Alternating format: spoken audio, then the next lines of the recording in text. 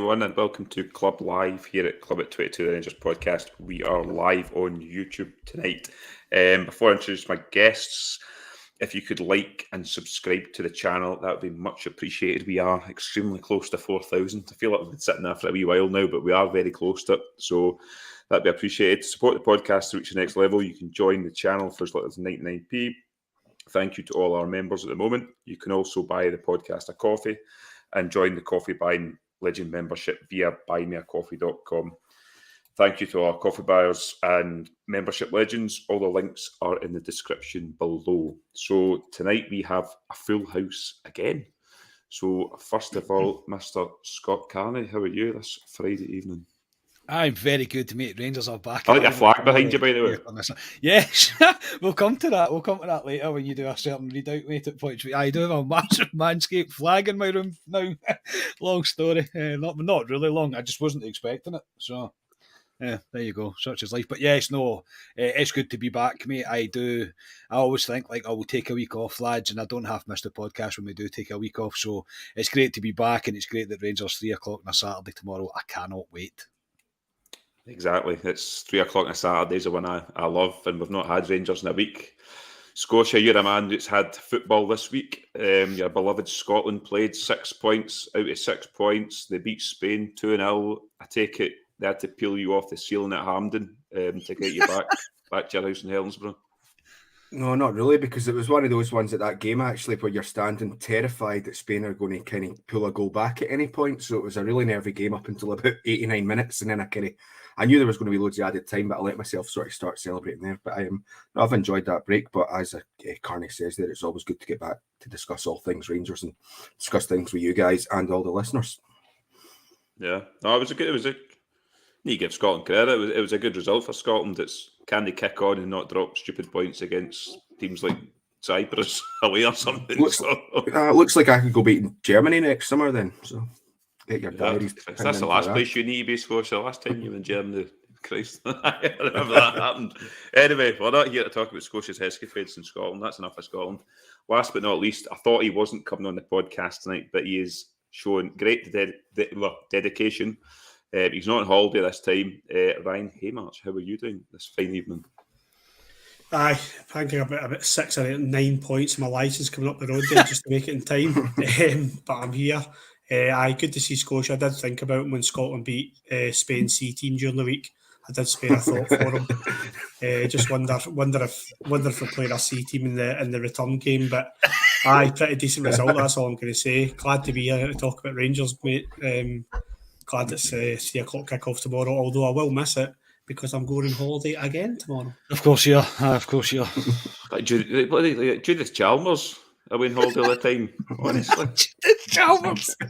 Pass for the pass, that one. A random thing there. Like. Very random, that. Anyway, enough about Ryan's holidays here as well. We'll get straight into it. There's not been a lot of news. There was one thing with the women's coach, but I wasn't really going to bring it up because I think Rangers are going through a disciplinary process with it, and I don't think there's really any point discussing it. But the thing I wanted to discuss first, it's going to cause conflict already, and I was surprised when it came out. It was the semi-final against Celtic at Hampden. The MyGers points total came out. You boys put it in the group chat that the points was 1,278. What was the points previously? Does anyone know? I couldn't look. 1,267 because I was 1,266. Right, so it's went up slightly. I was surprised. I was under the illusion, and heart in hand, I think David Edgar said too, that because it was a semi-final, we would get slightly more tickets. Not a lot, but slightly more, which I thought would then yourself, Carney, would be guaranteed a ticket. Myself and Scotia were fortunate enough to get a ticket. But the downside of it is this dreaded website that at 12 o'clock on Tuesday I had to navigate through, and it was horrific. It took me the grand total of 2.5 hours to get a ticket. It took you all the way to nearly the end of the page where you were putting your card details in and kicks you back off. It was an utter farce. Scotia, I'll come to you. I don't know if you've actually went on and got your ticket yet. The way it was set up was everyone is going to get a West Stand ticket, I think, if they went on. But most people want to sit in a decent seat where they can actually see something at Hampden, which is the North Stand and the South Stand. So that's why people went on instantly to try and get these tickets. I know you went on at a later date, Scotia, but did you successfully get your ticket okay? I've got my ticket, so I'm pleased enough with that. But there's a story behind it, yeah. So I didn't manage to get in the house until about 3 o'clock on Tuesday afternoon, and I'd seen your message saying that it took you 2.5 hours. I think you'd sent it 10 minutes before, and obviously I had to go up to Glasgow for the Scotland game. So I was like, well, I'm not going to risk fanning about. I'd rather get up there, get in the pub for a beer before the game, and I'll get one when I come home. Came home on Tuesday night. By midnight, all the North Stand tickets, South Stand tickets were all gone. So I was like, and I had until Monday to buy my ticket. So I was like, I'll hang around and see if something becomes available per chance. But it didn't. So I actually done it about 6 o'clock tonight. Went on and got my seat in the West Stand. So there's a wee bit of a lottery to see if I'm actually going to be able to see any of the football or not, depending on where I'm sitting. But I've got my ticket, so I'm happy enough with that. But I mean, it took me about 10 minutes this evening to do it. So obviously there wasn't as much traffic. But even in that 10 minutes, there was a couple of times that you were getting kicked back out. It says, oh, we don't recognise these day deals. You need to have the correct option. I do have the correct option. Then there was 2 tickets in my basket. You can only buy one. We've not got your card details. Put them in about 3 times. Took me 10 minutes, but because the internet traffic was an awful lot lower, it was fine. But if that was happening to like you and people like you on the Tuesday afternoon, it's just a nightmare. But I do hear that we're moving to SeatGeek for next season, so hopefully it should get better. Oh, it can't get any worse. I mean, this website. I was close to launching my laptop against the wall at points. It was, which is horrific. Bizarre, mate, because you're a really calm person, mate. So Very I'm calm. shocked at that. Yeah, I'm very shocked calm. at that. And I went onto Twitter as well, and the amount of people on Twitter that were losing their mind over this website. I think David Edgar said it took him 72 minutes or something. It's horrific. Carney, I know you've just fallen short of the points total. I still think they might release a wee batch like they did for the previous round. You'll obviously be hoping that the points total drop, and there is tickets. I think there will be. The way they've worded it, Rangers, they kind of said that everyone that got a ticket over that points was guaranteed the West Stand. So that says to me, if they fill the North, the South, and the South Stand upper, there's going to be some tickets left in the West Stand, I think. So I'd like to think for yourself, they'll come and sell for you. What's your thoughts on the whole thing? I mean, the website. The website's the website. Luckily, the last time it happened, it was a breeze for me because I was in the second kind of run of it, so it was no bother. I kind of sailed through it, and I managed to get the South Stand upper, which was lucky. If I'm just left with the West Stand, I really do have to think about how much I want to be there, because it is a lottery, as Scotia says. The West Stand, I can't stand it. I know a lot of people love to sit there, and I get why. Like, I do understand it, but unless you're sitting quite near the back, you can't see anything. You really can't. Not quite near the back. I don't even know how many rows there is. There's a lot, but anything from like 20 rows forward, you can't see anything. It's really not worth it, but we'll see how it goes.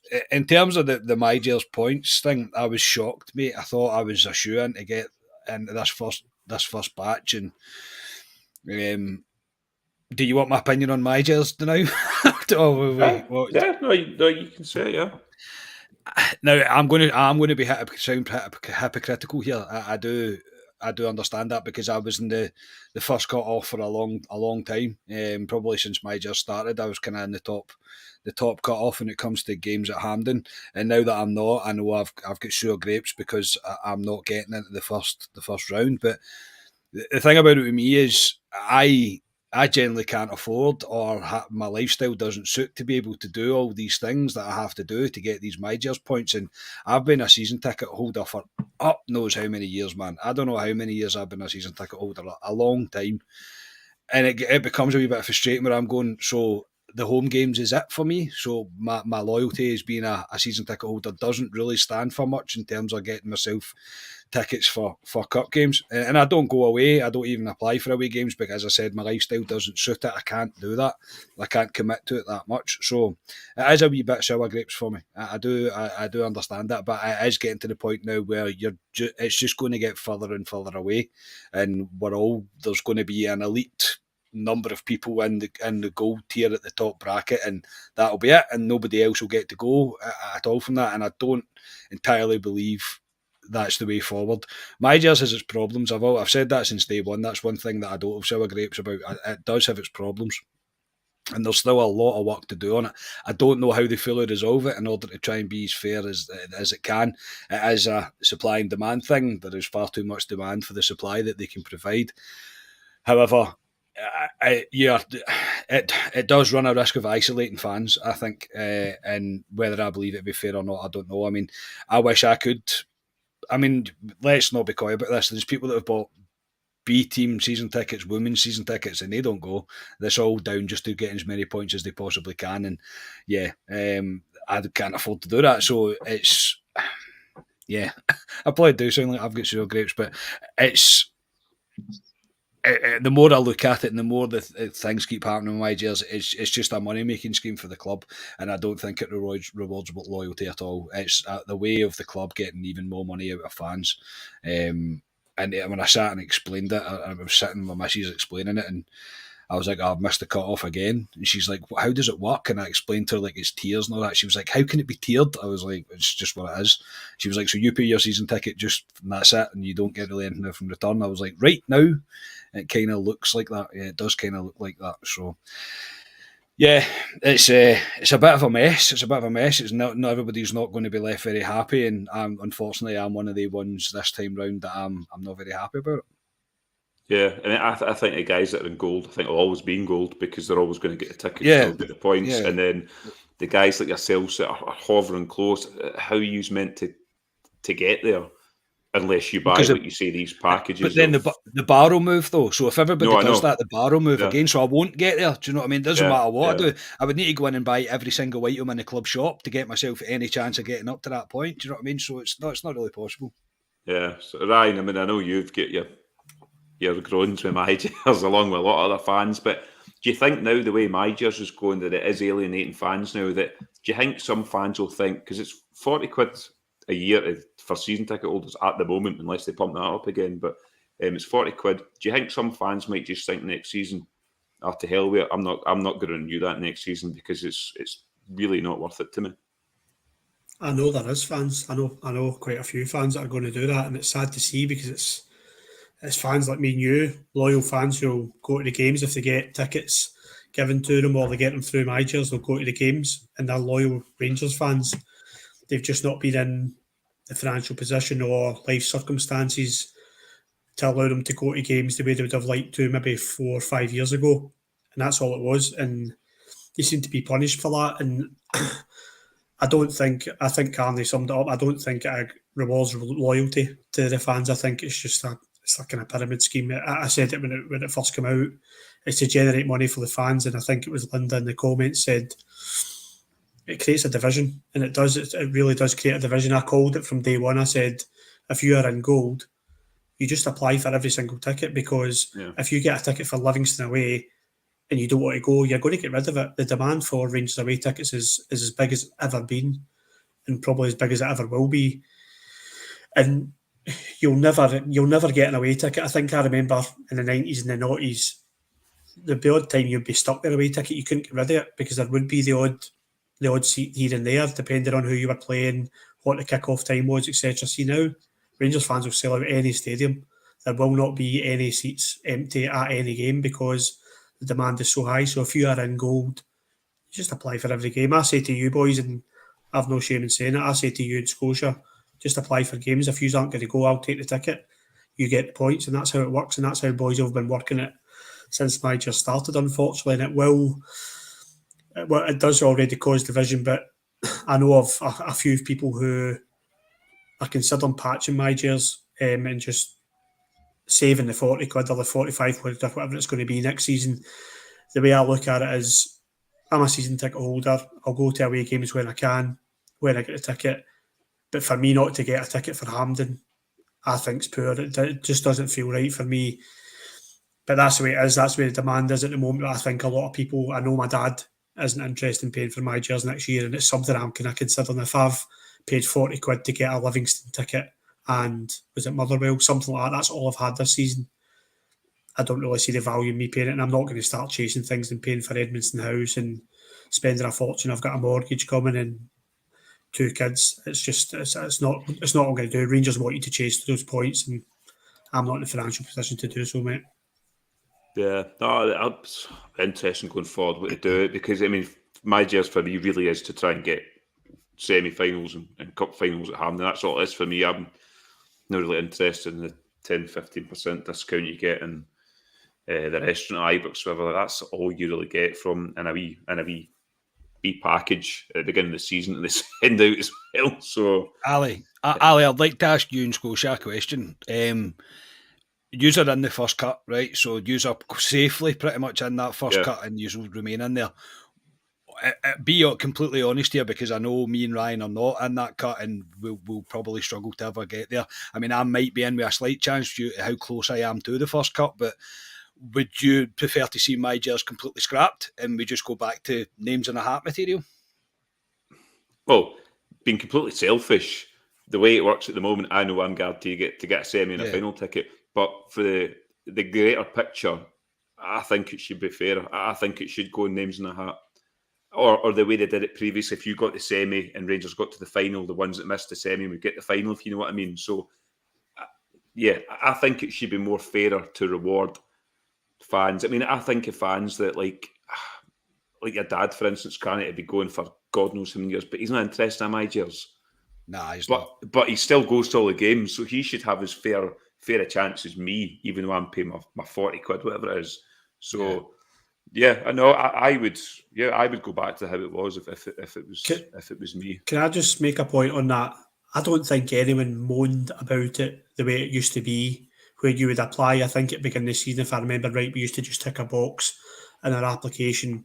You would get a letter through for the first half of the season telling you what away games you got, and then you'd be in a ballot for Hampden, and that's the way it always worked. I don't remember MD ever complaining about that system, and I know for a fact, I was down at Cheltenham a couple of weeks ago, and I was speaking to supporters of another club, and they don't have a MyGers. Well, it's not going to be called MyGers, but they don't have a system like that.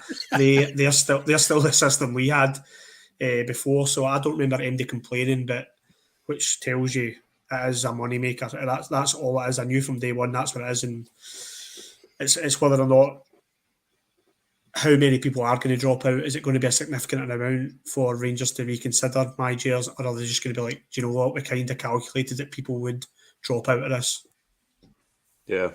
Scotia, what's your thoughts on it? I know purely selfish for us, if MyGers is there, where we are, we're going to continue probably to be there, but are you in agreement with myself? It should be fairer for the overall support that go week in, week out. I think so. I think I'm quite comfortably in the sort of mid to high of the silver tier. Yeah. And if I really wanted to, and I had the kind of finances to afford it, I could get myself up into gold. Probably no bother, like applying for everything. But I wouldn't really want to do that.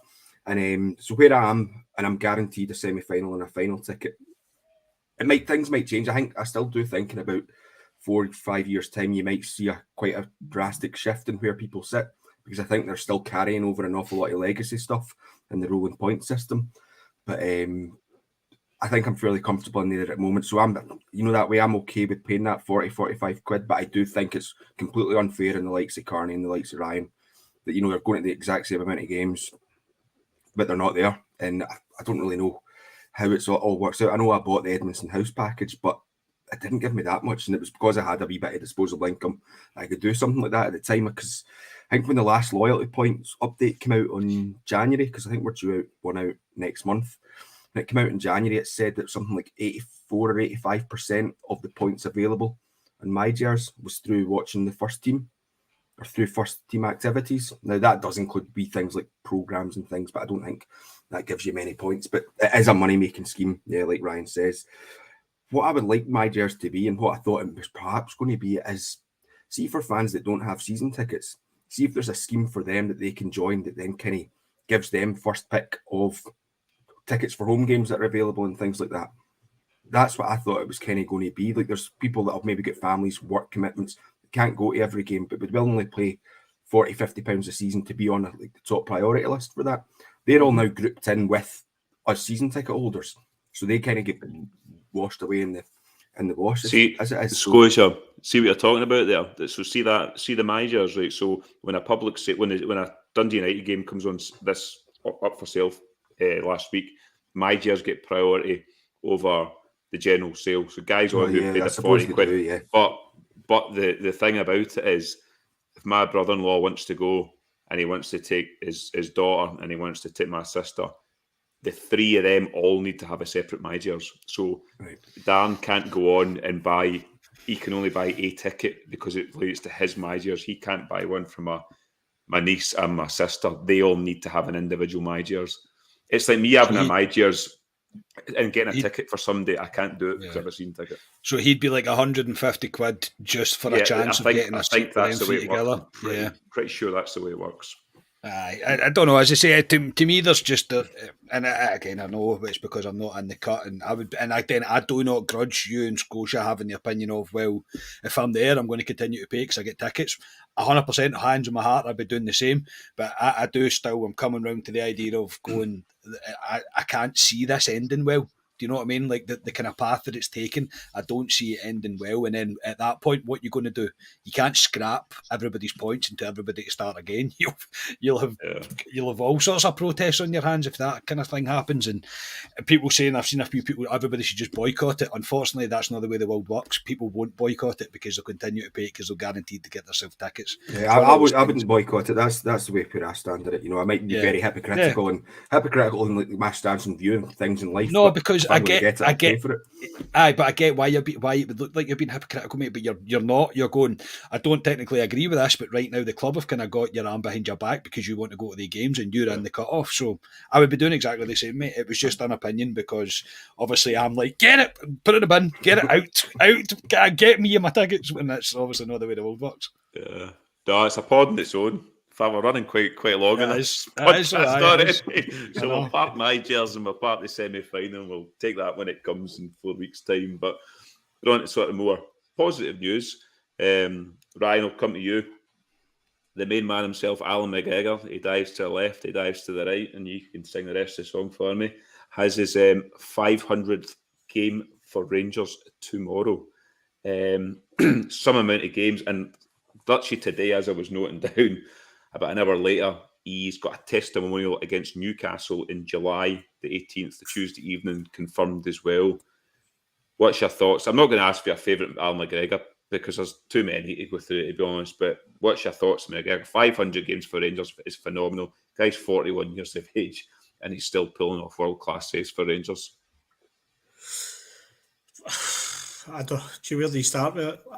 I watched Andy Gorham as well did when I was younger, and I always thought Rangers will always have a goalkeeper of that level. And then as you get older and you start seeing Lionel Letizzi's and other standards of goalkeeper, is it Simonson as well, and like other standards of goalkeepers, and you realise, oh right, Rangers won't always have goalkeepers like this.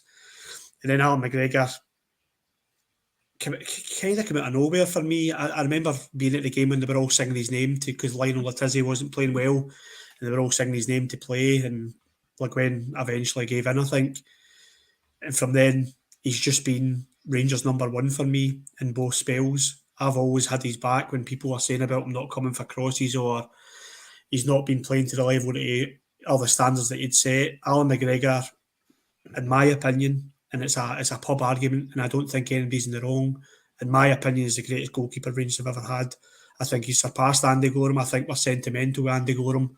I think Andy Gorham was world class, but I think if you look pound for pound, save for save with Allan McGregor, what he's done in Europe, yes, Gorham did it as well, but what Allan McGregor's done in Europe and getting to 2 Europa League finals, I know Neil Alexander will take a lot of credit for the first one, but I mean, some of his saves was at Werder Bremen And then that run last year, Allan McGregor for me is the greatest goalkeeper I have seen with Rangers, and I'll argue it to the day I die. He's unbelievable. His standards for me as well. I watch him because I'm obviously low down at Ibrox. I watch him every game, and he comes across as a nutcase, but he just cares, Ali. He cares about this club. He loves the club the way me and you do. And when players like that aren't in a team, it's very apparent. When you see players that aren't ready to fight for the shirt or aren't ready to shout their head off like that, it's very apparent. So I think we'll miss Allan McGregor when he's gone, and he's earned this legendary status, and I will give him that he has got. He is the best goalkeeper I've seen. That's all I could really say. I'd run out of superlatives for him. I think he's just a fantastic goalkeeper for Rangers, and I'll be sad when he does hang his gloves up at the end of the season. But I do think it's right that he does. Yeah, Ryan makes some really good points there. He's part of a dying breed of players that we've seen in a Rangers team that care, that demand in other players. Going forward, I don't know if we'll see the likes of an Allan McGregor and a Barry Fair, those types of players that care, basically. They care about Rangers. What's your thoughts on McGregor? Obviously, I agree with Ryan. I think he has overtaken Gorham now over the two spells. And it's a difficult one. It's another pod on its own, that. It is another pod on its own. I don't know. I'm not sure that you can't mention both of them in the same breath, to be honest, and kind of keep it that way. Gorham, for me, Gorham defied the laws of physics, let's be honest. The guy's he doesn't look like a goalkeeper, do you know what I mean? He never looked like a goalkeeper. He was just, Andy Gorham was tremendous, but I know this is about McGregor. You don't reach 500 appearances for this club and not be a legend. It's just that it's not possible. He will be remembered so fondly by the Rangers fans. He has been an unbelievable servant for this club, and you're right, mate. He is part of this dying breed that we don't have anymore. I think the game's moved on from that. However, obviously, I think the club has moved on from that as such. I mean, you think of like Nathan Patterson, the boy lives and breathes Rangers. There's no doubt in my mind that he watches every game, but if you're that good, you're not going to last in Scotland because you'll get moved on. If a Barry Ferguson came through in this team right now, he would be gone within about 4 or 5 months because somebody would be like, thank you very much, I will take him. That's unfortunately the nature of the beast right now, so we maybe won't see something like that again. Goalkeepers maybe a wee bit different. I think McCrory's a Rangers fan. I'm not 100% sure if him and Ross are definitely Rangers fans. But he could be one. He could be one that could step into it. I say we've kind of asked the questions before about McCrory and whether he's going to get his chance. It'd be interesting to see if he does. But yeah, Allan McGregor, I can't really sum up what he means to me. I'm very proudly joint owner of a signed Allan McGregor top that I won at a Heart and Hand live night that's at my dad's house just now. But it's part of the family heirlooms. So it will finally take, at some point in my life, it will take pride of place probably behind me when I'm sitting doing this podcast at about 50 years old, something like that. But yeah, Allan McGregor he's a lunatic, but one of the most lovable lunatics I've ever met in my entire life. I think the guy's incredible. I really do. I love everything about him. I love when you see him, it's him that's getting the interviews. It's just, yeah, I'm all for it. I'm literally all for it. I think the guy's tremendous. And he's a true ambassador for this club, a true guy that lived, breathed, bought the t-shirt, come back and done it all again, and has lived. I think even if you were to have a personal conversation with McGregor, he probably wouldn't be able to quite believe the career that he's had at Rangers. He thoroughly deserves his place in the Hall of Fame as far as I'm concerned. They don't come much bigger than Allan McGregor. So yeah, it's a massive magic milestone for him, rightly so. And as I say, I agree with Ryan. It'll be a sad day when he hangs up his gloves at the end of the season. But I also agree it is time for him to do so. Yeah, no. On Rangers TV, did a best 11 team that he's played with, Allan McGregor, and the two centre halves that he picked, the best that he's played with is David Weir and Carlos Cuellar that season. He says Cuellar, I know he was only there a year, but he says the guy was unbelievable, incredible. Could play left side, could play right side, centre half. Two of them are incredible, and his two midfielders was Barry Ferguson, Steve Davis, and up front was Miller and Boyd. But Scotia, no, can't pick Miller. We've been through this. I need a word with McGregor. You can have a word with McGregor when you see him. But Scotia, I think you've kind of said on the podcast a few times now, I think, about we need to have a discussion about Allan McGregor in terms of, is he now above Andy Gorham. So I would assume that you are in Ryan's camp at the moment. Listen, this is a very tough one, and we spoke about it, we touched on it when we were speaking about them being inducted into the Hall of Fame not that long ago. And I think the way I would put it is Gorham's my favourite goalkeeper for Rangers. But I think McGregor now is probably, you would class him as better. I think Gorham, when I was really young, Gorham was absolutely phenomenal. So I probably didn't appreciate how phenomenal he was at the time. When I was a wee bit older, 8, 9, 10, when Gorham was playing for us, Gorham was letting himself go quite a bit. He wasn't turning up in time fit and things like that, whereas McGregor has been doing that. So for me, that's probably where I categorise him into being probably the better or the greatest Rangers goalkeeper. But it's a very difficult one, and I don't think there's a wrong answer to it. It's a very tough one, that. But the guys have kind of summed up sort of McGregor's exploits really well. A few things about it. He's the first player to get 500 caps since McCoist, and that would have been back in the mid-90s. And again, that would have been a period where we probably didn't fully appreciate what 500 appearances for Rangers meant, because you just thought these players played for Rangers all the time and had done since time immemorial. So that's a good 30 years now since someone's reached that 500 caps. It's all clearly, I honestly don't see it happening again. So I think there's 15 players in front of him and with more appearances than him. So I don't see anyone going past that. And what I was thinking is, I've seen a few people put this in the comments, and we've certainly been on record in the pod and saying it in terms of he should have hung up his gloves last season. Do you think there was maybe something in the back of McGregor's mind going that, oh, here, by the way, if I stay on for another season, I could potentially reach that 500 appearance mark? Because as well, with the 500 appearances for a keeper, he's probably played the full 90 minutes for the majority of those 500 appearances as well. Whereas I was looking at, I was a shout out here to the brilliant the Rangers Archive website that get put live on Monday, past Monday there. And if no one's been in that, I suggest you go and take a look. But I quickly was having a wee look at that over the past few days. And obviously McCoist with 580 appearances, 85% of his games, 85% of them were starts, and then the other were sub appearances. Obviously, it doesn't go into the detail of saying how many of those starts was he then taken off. But McGregor's played a fair amount of minutes for Rangers, and definitely deserving of legend status, in my opinion. That's an interesting one, Scotia. That's your homework for next week, to find out about all these Rangers players that have made X amount of appearances. How many of those appearances were for 90 minutes? So that is your homework for next week. But moving on, it is my favourite part of the podcast. It's time for a word from our sponsors. It's time to mind your manholes with Manscaped. Everyone's aware by now that the nose hairs are a major turn-off. That's why Manscaped upgraded to their brand new Weed Whacker 2.0. With improved blades and motor, you can feel the power of nasty nose hair annihilation in the palm of your hands, as you can see in the background there. Save money and attack your nose and ears hairs by going to manscaped.com and using code CLUBIT22 to get 20% off and free shipping. Our friends over at Manscaped are helping you enjoy spring's fresh air by using the Weed Whacker 2.0 and all your face hole hair. Also, the Weed Whacker 2.0 will be in all Manscaped tool sets, including the Platinum Package 4.0 and the Performance Package 4.0. So no matter what kit you pick, you will receive the new Weed Whacker 2.0 nose and ear trimmer.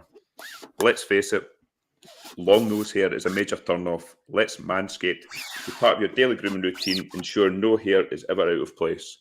It's time to level up your groom game. Save 20% off and free shipping with the code CLUBIT22 at manscaped.com. That's 20% off and free shipping with the code CLUBIT22 at manscaped.com. From below to up top, get the best in grooming at Manscaped Shop. Your nose, ears, body and balls will thank you. So what will your nose do? Well, thank you. I got my Weed Whacker today, and Scotia turned it on and nearly knocked you off, mate. Nearly knocked you off. I know. But it's a nifty wee bit of kit. This is the one we were all after as well. Brian's desperate for it.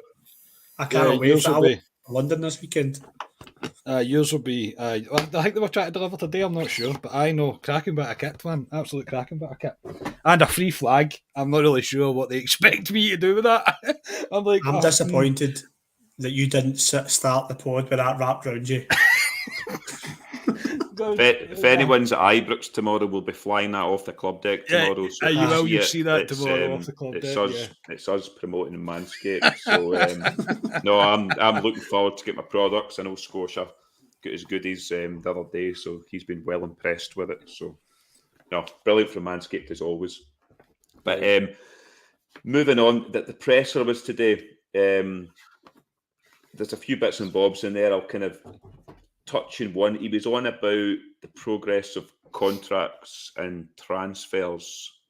He's keeping his cards close to his chest, Beale, at the moment in terms of new contracts for players next season.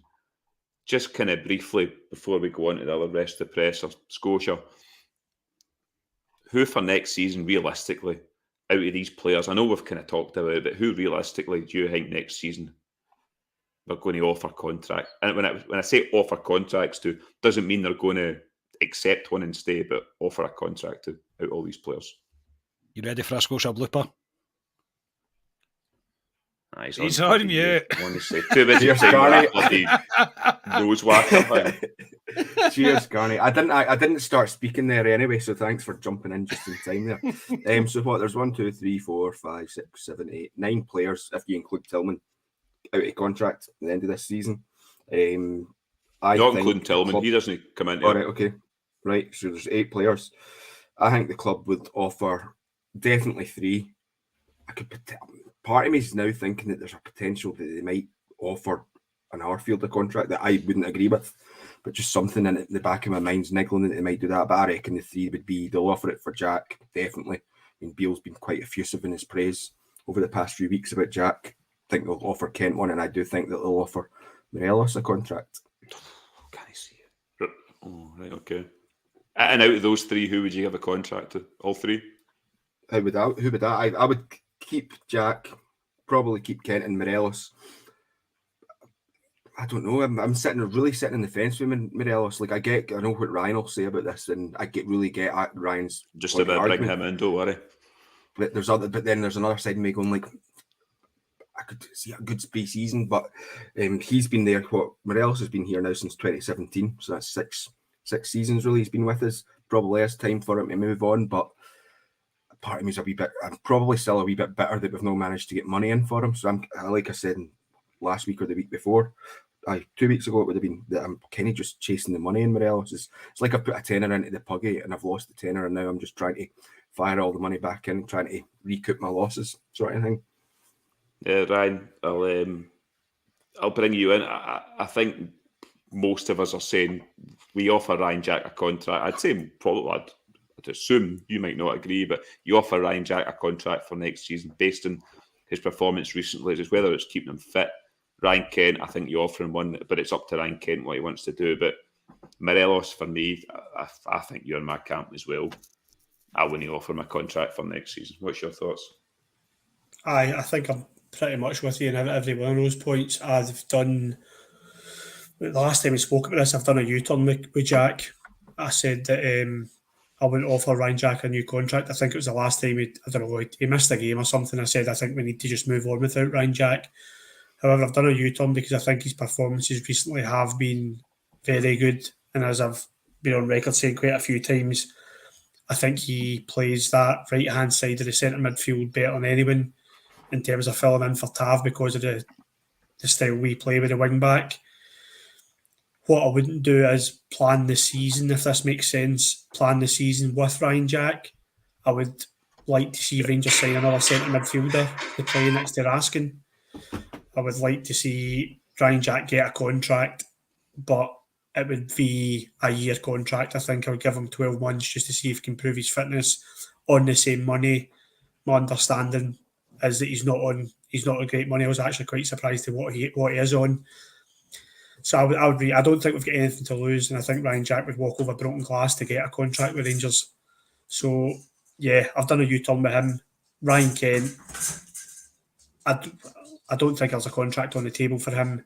If Rangers sign him again, so be it. If he leaves, that's a harder one to take for me because of what we shelled out for Ryan Kent. $7.5 million was a lot of money for us. That's the one that stings. Alfie, he can go anytime for me. Ali, thank you for what you've done. £1 million, we got it back tenfold in terms of performances for a season or two. But you know me, I don't want to go focus on the negative too much. But I'm fed up with the circus with Alfie. I think we just need to move on for Alfredo Morelos. Yeah, Carney. I agree with Ryan in terms of Ryan Jack. I think we should be looking next season at a replacement for Ryan Jack going forward, but Ryan Jack still playing a big part next season, if you know what I mean, because he's 31 now, Ryan Jack, I think. So we need to look to the future. So I would be looking at bringing in a first team player that plays where he does, and he can slot in now and again, I would say, for next season. I don't know what your thoughts are. Yeah, I can see the logic in that, mate. I think it's right to only offer him a year based on his injuries alone. We all know how injury prone he is, Ryan Jack, and I've never said that I think Ryan Jack should probably move on. Maybe when things were a bit bad, I might have. Somebody might I think we have. I think we all did. Yeah. But I think the way that we've seen him, Raskin, play together is something that we've been crying out for. They're brilliant together. It looks really good. Looks like they've got a great understanding, and it's an exciting centre two, if you like, to have with Cantwell Tillman in front of them. It's very, very exciting. I like the job that they both can do there, and I think if we do move to this rumoured 3-5-2 that keeps getting banded about, then I think Jack and Raskin are pretty crucial in that, because I don't think you've got anybody else right now that can do what Ryan Jack will do. I think he reads the game better than most of our midfielders. Lundstrom, Kamara, for example. I think in that specific role, I think Jack's probably the best at it. Him and Raskin. Raskin's obviously still young and he will develop. But yeah, I would definitely be looking, because of what I've seen of that partnership so far, I'd be looking to say, I don't think there's any danger that Ryan Jack will be here next season. I think he'll get offered another contract. I think it's a no-brainer for Beale. Beale likes him. Ryan Kent, I don't understand why everybody hates him so much. I really don't. It's one of those things that I can't really get. He's frustrating, yes, but the money that we invested in him, to just kind of let him walk out now, I don't think it would be right. I think if he has another good season and we get him another 2 year, for example, then maybe look at an offer for him in the summer, the following summer. I don't think we can replace Ryan Kent with the money that we're willing to spend, the money that we have in the war chest, if you like, whatever the budget's going to be. To replace Ryan Kent, you're talking 7-8 million for a player. Rangers are not going to do that. We're just not going to do that. We can't get what Ryan Kent offers us, I don't think, with the money that's available. For me, it's a no-brainer to keep Kent at the club. I've never changed my opinion on that. I've always said I think Ryan Kent should stay. Morelos, I've came round to the idea now that yes, thank you very much, Alfie. That's plenty. We'll move you on. I've not seen enough from him this season. That's the thing. If he was absolutely flying right now and battering defences and scoring goals left, right, and centre, then of course I'd be shouting to keep Alfredo, because he's been a tremendous servant for us. He really has. He's been brilliant, and when he was good, he was good. He really was good. It was an absolute privilege to be able to watch him. But no, I think we're at the point now. I would be shocked if Alfredo stays. I really would. I don't think there's anything for it. I really don't. I think he will move on. But two definitely for me, 100% is Ryan Jack and Ryan Kent. I think both of them should. Kent should probably get another 2 years and see where we're at after another year with him. And then Ryan Jack, I think, will be a kind of 12-month rolling contract till either his injuries catch up with him or he becomes past it. I can't really see Ryan Jack wanting to play football anywhere else. The rest of them can all go, as far as I'm concerned. It's time to sweep all that aside. I know there'll be shouts for Hollander because everybody thinks he's the best defender in Scotland or whatever else, but I'm not in that camp with Hollander. I'm not. I wouldn't be shouting for him to stay though. I wouldn't be shouting for him to stay. You can't. You can't take the risk on him. You really can't. The guy's not kicked a ball in how long now? 18 months, something like that. That's St Mirren game. Yeah, so it's been a while since he's kicked a ball now. So no, I would be looking to swiftly move him on, and the same as the rest of them. It's time for the revamp of the squad to begin. Yeah, no, it'd be interesting because he did say about he's not got much restrictions in budget next season. I'd assume he will have some restrictions. He's not got a big pot of money sitting there. So, but he did say in terms of it's probably one of the biggest budgets. He alluded to it that a Rangers manager's had in a long time, and he's excited for what's to come. So that gives me a bit of hope in the summer. But I don't know if they might have to do a bit of wheeling and dealing, maybe getting some guys off the books, your Lundstroms, Kamaras, dare I say it. I'd even look at moving Hadji on next year to free up space. Scotia. Don't bite. I think Scotia actually agree with me, Ryan. I've already said that I could see if Tillman stays, if Kent stays, then I could see that. I could see the sense in selling Hadji while he's still got time in his contract. I don't know if we'll sell him. I think it'll be one of those loan to buy ones where he would maybe go to Galatasaray or something, prove he's selling up his value. I think it might be one of those. Yeah. No, it'd be interesting going forward. What happens, and obviously the summer coming up will be extremely interesting because I think there'll be an overhaul in this Rangers team, and there has to be. So we'll see what happens. But Dundee United this weekend, Saturday, 3:00, as we say. Ryan, I'll come to you just quickly. Your man Raskin is injured. He's got a thigh issue, but he should be back. King's out as well, but the Raskin's the one. Thigh issue. He should be back in training on Monday. And Beale also said he should be available for the big game a week in Saturday away to Celtic. What was I know your thoughts in the group chat, but what was your thoughts when you see that? Do you think he will be there for the Celtic game? Well, I'll tell you now, I wouldn't play him in the Celtic game. There you go. I want Raskin. I think Raskin's so important to us going forward.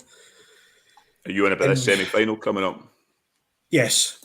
I want him to have a run of games and to be fully fit for that semi-final. I don't want us shooing him in just because he should have played the last time against them and let's get my game against Celtic. If he's not playing tomorrow, I don't want to see him against Celtic unless he's fully fit. I think we need to keep him because that game takes premise over, the semi-final takes premise over this game next week. So, but in terms of reading that Raskin had picked up this injury and it seems to have gone on and on, it's exhausting, Ali. It's exhausting. His fans got all exhausted. And I see when I'm putting it in the chat, you know me, this is me just venting. I'm venting on the chat and I know we're all you're fed up reading it, whether it's for me or for any other Rangers media or press conferences, how the injuries we've had this season, and I'm not going to use an excuse, that's what that lot do.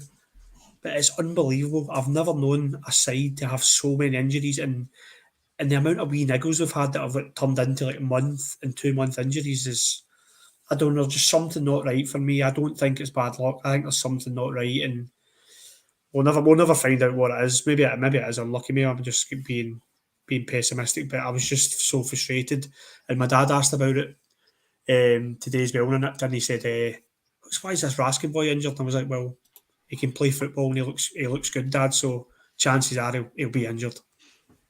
Yeah, I think we've been kind of scarred this season with. You can write a list of these players that we've signed and they get injured. My thoughts on it is the boy's not played a lot of football. He's played a bit of football with us now, and it's maybe caught up on him. That's my hope on it, to be honest, and he'll be fine. The only upside is we're starting to get players back. He mentioned Ryan's Turkish Delight, who I didn't think was great in his last game, but he hasn't kicked a ball in ages. Looked good in training. John Souttar looked good in training. I think John Souttar's looked good when he's come on in the last previous games. Hadji as well. And your main man, Rabbi Matondo, has been looking good apparently too in training. So that is the positives for tomorrow. Oh yeah, Rabbi Matondo's definitely a positive, mate. Yes, absolutely. No, look, I've said I'm presuming he'll get another chance at it. He'll get another crack at the whip at one point, and it's up to him to take it. It's up to him to prove me wrong. But time will tell. Time will tell with old Rabbi. Raskin, I mean, honestly, you're just like, aye, of course. You're probably right, mate. There's maybe something in the fact that you can kind of take him out of the medical team worries that we all have that are probably quite rational for us to have because of the injury list. The injury list is, I've never seen anything like it before. I genuinely can't remember a Rangers team having this many players injured. I honestly can't. And I remember at one point, I think it was floating about Twitter, we put up a starting 11 of the injured players and it was a good team. You know, like, good amount of players that are injured. So, no, Raskin's one. I get where Ryan's coming from, but I still believe that Beale doesn't believe this league's over. I don't think. I think he thinks we will go until it's mathematically impossible. I'd love him to not put. He can't though, as a Rangers manager. He can't come out and say, we're not going to play Raskin Cantwell Wembley against Celtic next week. We're just going to concentrate on the semi-final. He can't do that. You know, and he'll get absolutely slaughtered. Because if it all goes wrong, then you know what Rangers Twitter can be like. Plus, the mainstream media will do anything to pull down a Rangers manager. So, yeah, Raskin's a disappointing one. But it's right. I'm hoping that this not playing him tomorrow is more of a precaution than I think if he wanted to, they probably could play him tomorrow. Yeah, he doesn't have to play tomorrow. So disappointing not to see him, obviously, because you want to see him. But yeah, it's positive saying as well. The rest of the squad's looking good, mate. It's getting better. We're getting there. There's more players getting up to speed. We're going to need them all. We're going to need them all for the kind of running. We're going to need to rotate when we can. And I'd imagine when the league is over, whenever that may be, it's going to be, and hopefully we've got a final to look forward to, then it will be the kind of last ditch for the players that have been on the fringes, maybe like Matondo and stuff, to come in and maybe play a bit of game time and see if there's anything there.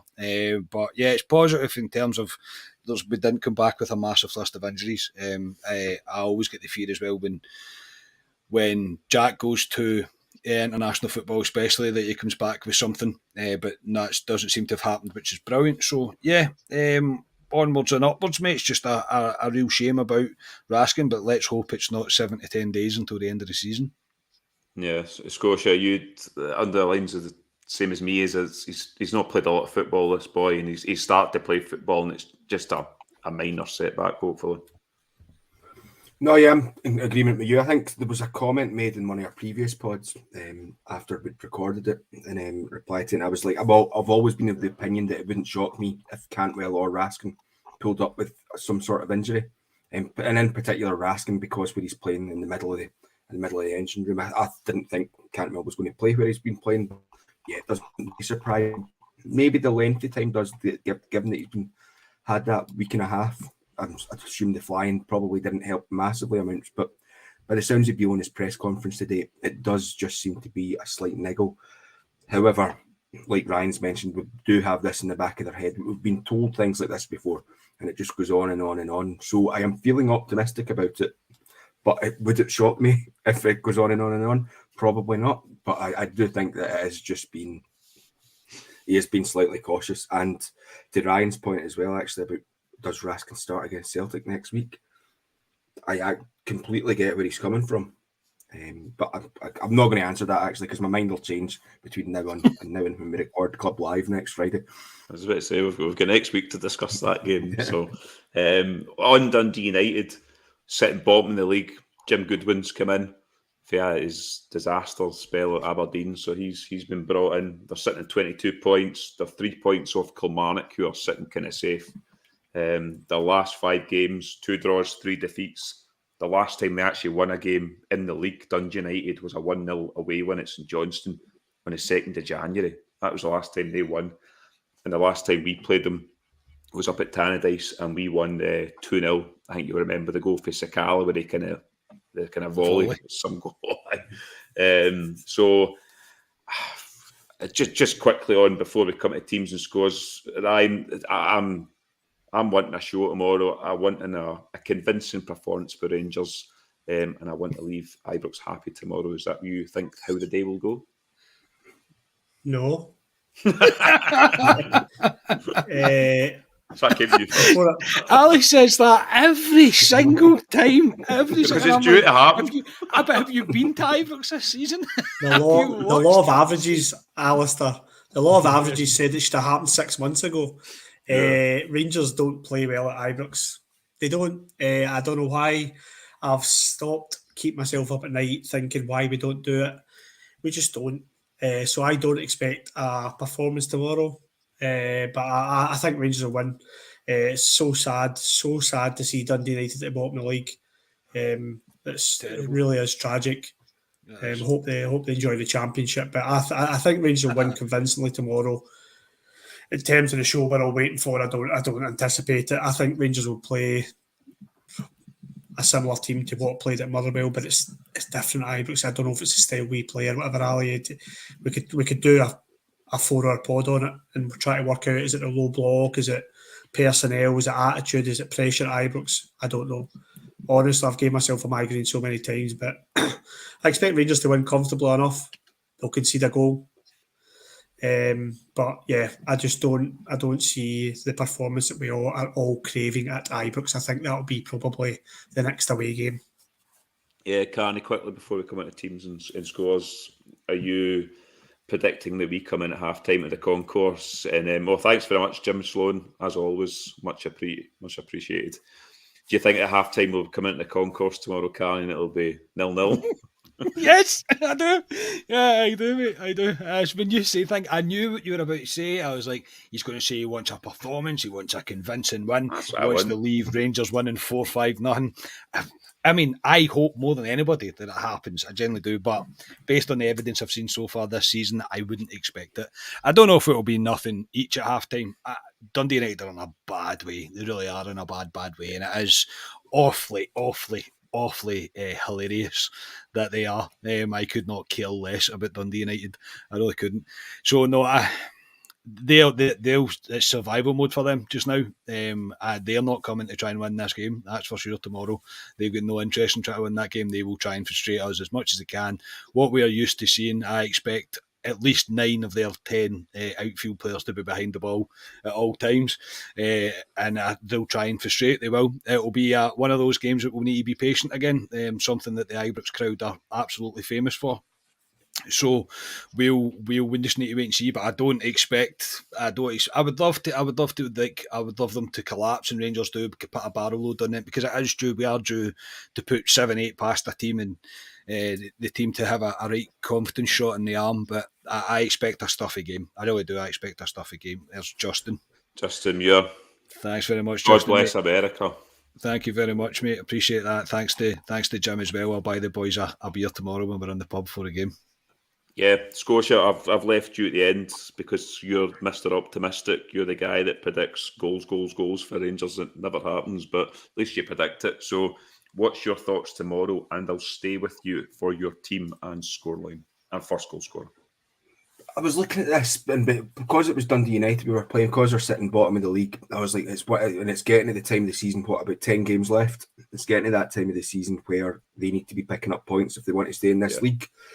But then I looked to see who Ross County and Kelly were playing, who are the 2 teams just above them. And it's Ross Celtic. County away to Celtic on the Sunday and Kelly at home to Hearts tomorrow.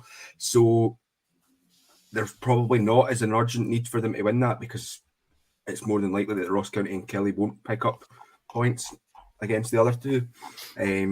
But I still expect them to kind of want to go out and get a bit of a win, but at the same time, they wouldn't come out full on attacking, because they'll get a do in and then it'll dent their confidence. But I hope they do it anyway, because nothing would please me more than denting their confidence.